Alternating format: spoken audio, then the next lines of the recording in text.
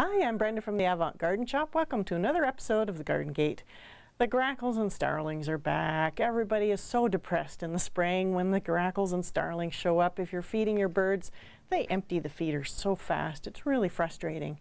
Grackles are a native bird, but the European starling, he's not so much. So it's never fun when they come back because they're just a little aggressive for our backyard bird feeders.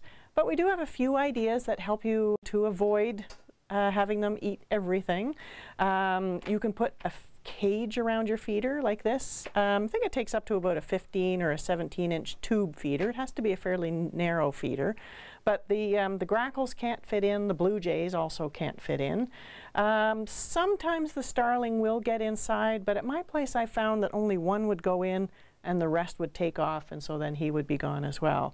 So that works pretty well. I have my peanuts inside this feeder, or inside this cage, and it works pretty well to keep them away.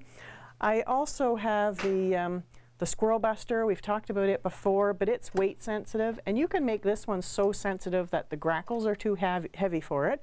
Plus, you can even take the ring and the perches right off, and then the starlings have a really hard time kind of flapping to get onto that little opening. But the little birds, they can still manage to cling onto that little opening, and they can also fit in the cage. So you get chickadees, nuthatches, the downy and the hairy woodpecker, the little finches, finch feeders. Grackles can't get their beaks in there. We have a blend of seed also that they don't like. So lots of options. Drop by the Avant Garden Shop. We're happy to help and answer your questions. Thanks for joining me. We'll see you next time.